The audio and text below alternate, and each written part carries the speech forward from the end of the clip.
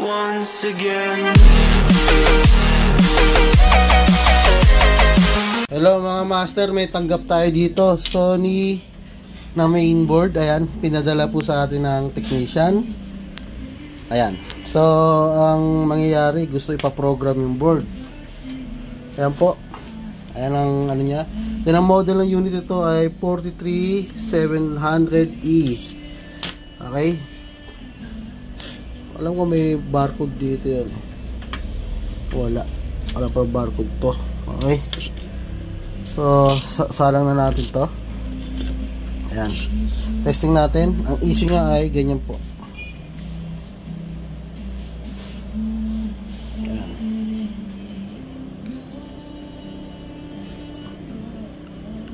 hintayin lang natin mag on.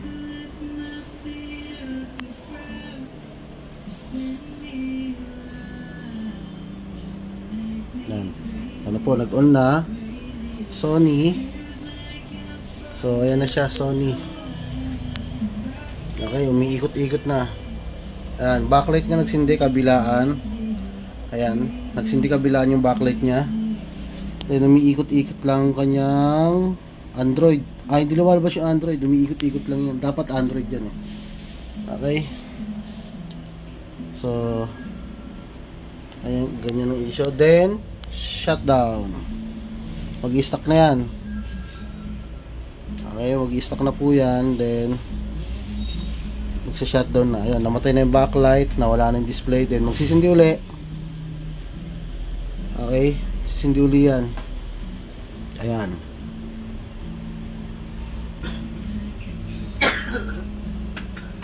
Okay, then sindi uli backlight niya.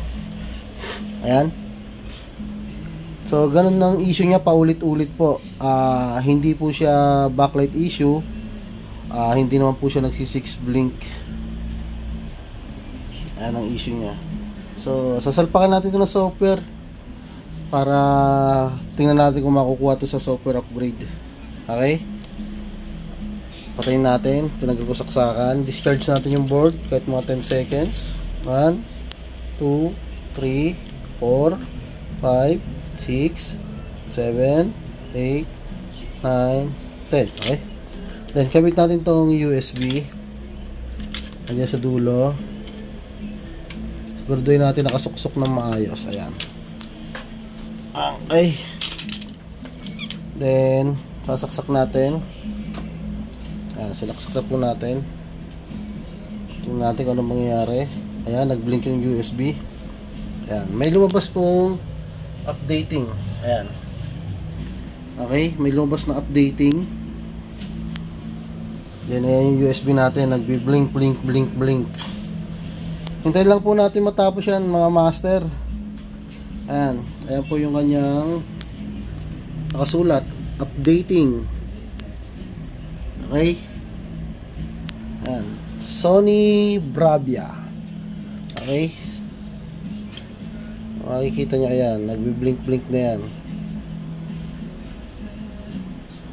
Okay, ayan, tayo lang po natin. Then medyo may katagalan kasi yung mag-update to. Siguro umaabot ng 30 to 40 minutes. Balikan na lang natin to mga master pag natapos na. Okay, ayan, update lang mga master. Ayan, patuloy pa rin siyang nagpo-program. Okay, kung mapapansin nyo, lagpas na siya ng almost kalahati na rin. Ayan. Okay, hihintayin lang natin matapos yan mga master. Siguro sa mga, kung nakakabit sa unit to, pag pinoprogram yan, hindi nyo makikita yung display kasi hindi umiilaw yung backlight. Then sa board tester makikita nyo nag-display kasi nga naka-direct naman tayo sa panel, sa board tester. Makikita nyo dito na umaandar ang ating software upgrade. Ayan. Ayan, makikita nyo ganyan. Then ayan, update ulit ako pag nasa kalahat 3/4 na po. Okay, post ko lang muna video mga master. Ito mga master, update lang ulit.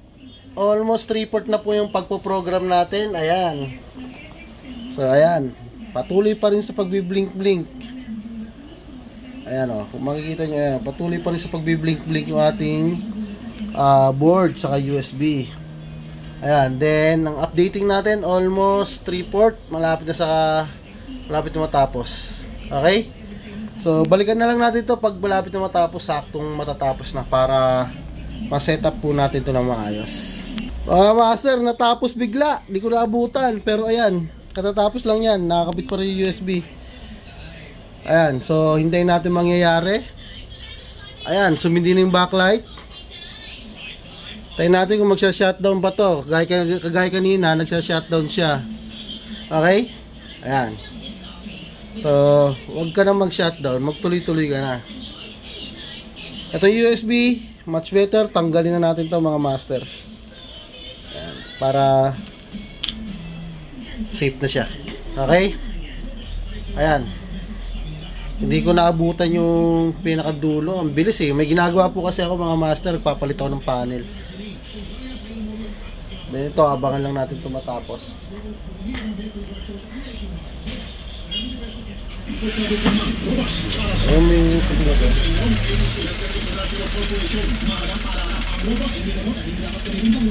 Ayan, tayo lang natin yan mga master. Ayan, may backlight na rin gumagana. Left and right backlight. Then ito na.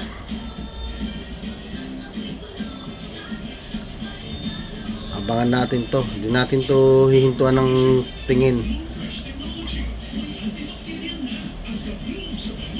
Ayan, nagtuloy na. Problem solved na si Sony natin to. Okay, hintayin natin lumabas yung kanyang home screen. Initial setup, hintayin natin lumabas. Huwag tayo may inip. Hintayin lang natin yan. Ayan. Ayan po, naglo-loading na.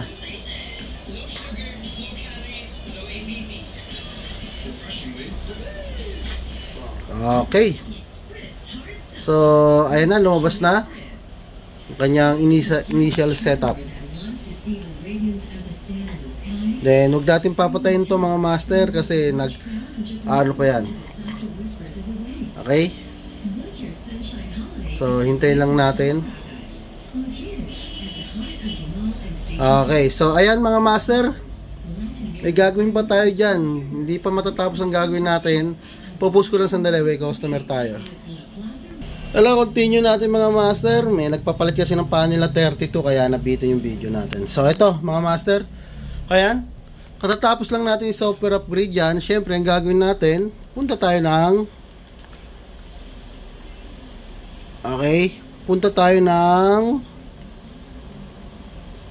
ng setting. Bakit kailangan natin pumunta ng setting? Kailangan natin siya i-factory reset. Bakit kailangan i-factory reset? Para mawala po yung mga error, then mga glitch, para mabalik siya sa factory setup. Okay? Then pupunta lang tayo sa device preference. Ayan. Then dito tayo sa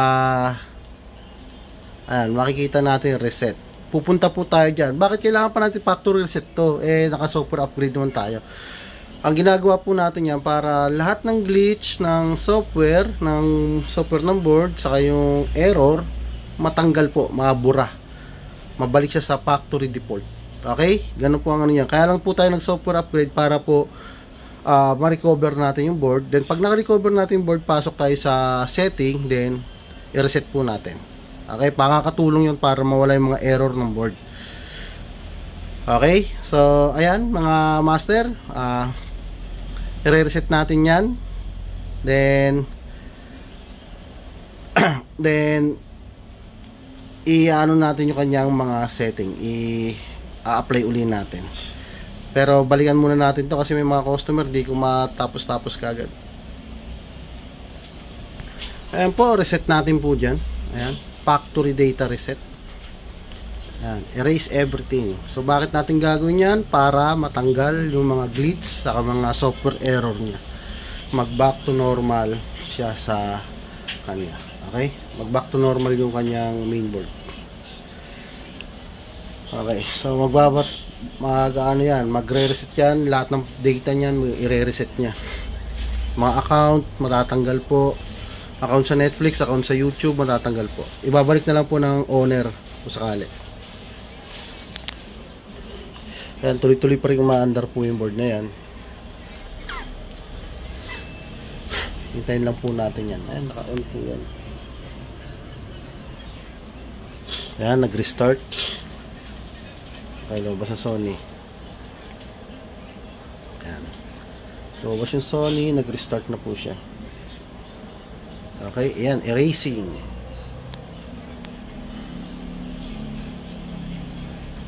Ayan.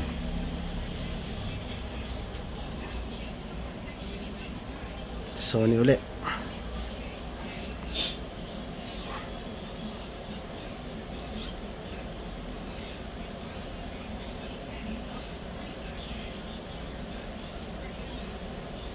So, hindi na ho yung backlight niya.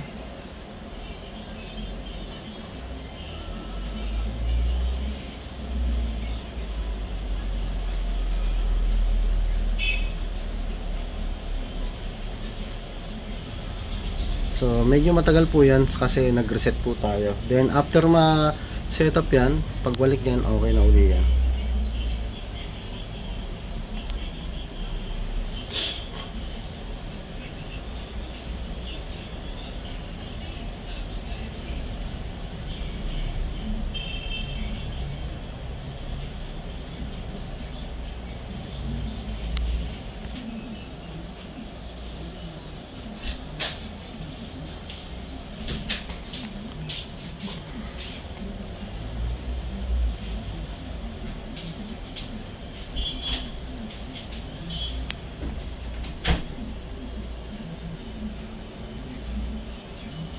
Ayan, Bravia.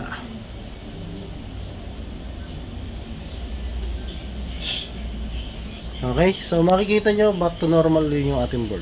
Okay, so hanggang dyan na lang yung tutorial natin mga master. Isi-set up na lang po ito ng technician para pagdating doon ma-set up nila ng maayos. Okay, so solve the problem. Nagre-restart. May problema siya doon sa boot logo niya. Then ngayon, back to normal na siya after natin ma-software upgrade, then ma-reset. Thank you mga master. Huwag niyo kalimutan mag-subscribe sa channel namin, C4 Electronics TV. Thank you ulit. Thank you.